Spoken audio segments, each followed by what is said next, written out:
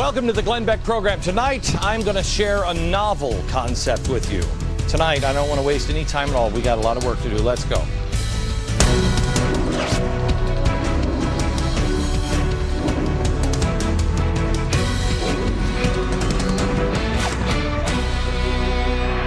Hello, America. I want to have a serious conversation with you tonight because we're on the beginning of something that, quite honestly, the more we dig into it, the more things you see in the next week, it's going to explain everything. All of the pieces that we thought we were exposing one by one, we thought they were important, but now we're beginning to see the whole puzzle piece. We're beginning to see the whole picture. And as I told you last night, when some of these pieces started to come in, one of our producers who gets it, I think it just really hit home with her, and I went over to her cubicle, and she had tears in her eyes because she realized, as she said to me, what all of this means. It's one thing to say, hey, I think you have cancer. It's another to then get confirmation of it. We are calling this Crime Inc. You don't want to miss a single episode, and I thank you so much for going out on the internet last night and finding so much stuff and sending it to us in our tip line. You will not believe what we are finding and all the thousands of tips we are getting. Please, when you find something on the internet, please do not send us a link. You've got to burn some of this stuff to a DVD. You can send us the hyperlink, but if it has been scrubbed or if it's been lost off the internet, we need screenshots and we need the actual video. So if you find it, please screenshot it and burn it to a DVD. Send us the link and we'll contact you if it's no longer there. Now, in the next few days, in the next few weeks, if you know somebody who's on the fence, or if you yourself are not sure, I am not asking you to believe anything that I am saying. I am asking you to think about it. I am asking you to look at it. I'm asking you to explain it any other way. Because in the next week or so, I'm not going to just roll out in Crime Inc. Just one thing. This is beginning to explain everything that is going on. And it is either the most elaborate set of coincidence or it is something else. And if it is indeed what we all believe it is, I asked one of my producers today, how do you expose this and live? And he said, you better make sure it's right and take it down because you don't wound this. Explain it any other way. Tonight I want to go back a little bit and I want to just show you some of the people that we have talked about in the last year, because I think people have gotten numb and we're now able to put actions behind things that people dismissed. But I want to go back to some of the main players. For instance, a year ago, if I told you that there was a 9/11 truther in the White House, or a communist in the White House, or somebody who was running our manufacturing section that didn't believe in capitalism, or somebody who liked Chairman Mao, or somebody who wanted to legally limit free speech, or someone who wanted government operatives to infiltrate any group that disagreed with the administration. Government operatives. If I told you one of those people existed, it would have been a bad thing. And people would have done what people did with Van Jones. They stepped up, and Van Jones was not discredited. He was just moved.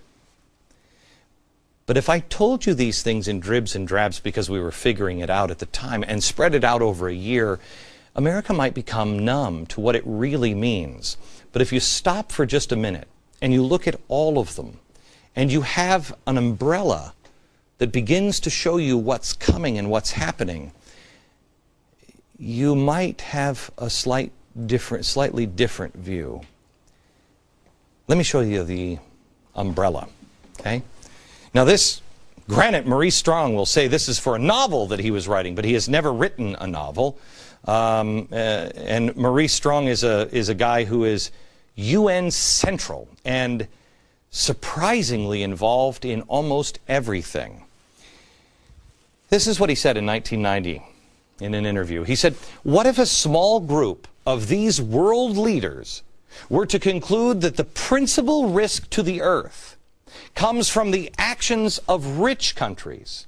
In order to save the planet, this group decided isn't the only hope for the planet that the industrialized civilizations collapse. Isn't it our responsibility to bring that about? Okay, let me just go over a few of these things. So what we're looking, this is a what if, and remember, what we're talking about is a novel that has never been written all these many years later, and he's never written one, but it's a good novel. But words have power. We're looking for a small group of people. They've got to be global, a small global group of people. They have to believe, this small group of people, that there's a threat to the earth, a principal threat to the earth, which is that rich countries are the problem. A risk to the earth, and that risk is rich countries. Then they also have to believe that this group, they see this risk, and it's coming from the rich countries, and the best thing they can do, the only hope, is for the planet to collapse the industrialized civilization.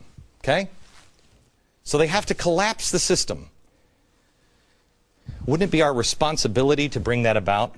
Okay, why would it be their responsibility to bring that out? Well, if you can't convince people of these things, then you've got to do it in a different way. And if you do it in a different way, then that means you need control. This is the thesis for what I'm going to be laying out. A little bit of it tonight, but over the next week. And America, you're not going to believe how all of the pieces fit. It is terrifying. And it is more than Crime Inc. Holy cow. Okay, so let's find the group of people. Okay? The group of people that believe in Cloward and Piven, because you got to collapse the industrialized civilization. I mean, I don't even think I need to explain this one. Our deficit for April, it just came out, was more than $82 billion. That is 4 times more than the April deficit 1 year ago, and 2 times more than what they projected in worst case scenarios.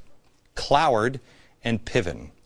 But there's another way to collapse a system, to fundamentally transform it. If you're a system that has wealth and understands wealth and the free market, you just stop the free market and take away the wealth. But if you do that, you better do it quickly, and you better hope that somebody doesn't begin to expose it.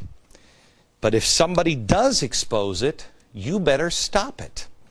You better stop anyone, any kind of dissent, control them. Because you're not just fundamentally transforming the country, you're transforming lives. Tonight I want to begin to introduce you to the ones you already know, all the president's men. And let's see what they all have in common. Let's see what kind of picture all these little puzzle pieces make. Do they fit with each other? This is more than just having a few things in common. These are fundamental principles. And some of the things that we've told you have been denied or dismissed over and over again. But when they're separate, it's easier to believe the denial. But when you start looking to them as a collection, you start to see, wait a minute, I don't believe that.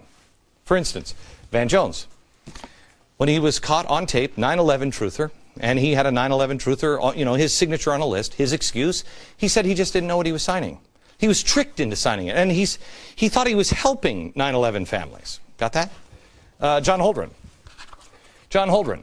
His radical views on forced abortions and sterilizing the drinking water were under scrutiny. His staff said, this is material it came out in the 1970s, and it's all academic. Okay, you could believe that, and many senators and many people in America still do. But then we found this guy yesterday who has the same kind of views. Okay?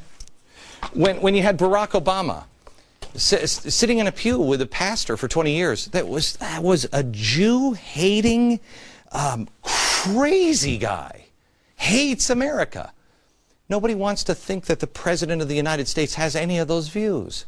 So he says, I wasn't aware of those statements. Now, I find that hard to believe that Jeremiah Wright can open his mouth for 20 seconds without saying something crazy, let alone 20 years. But again, by itself, you believe it. By itself, you might buy it. By itself, you might buy it. When Anita Dunn said, you know, Chairman Mao was the philosopher she turned to most. She said she was joking in attempt at irony, but it clearly fell flat.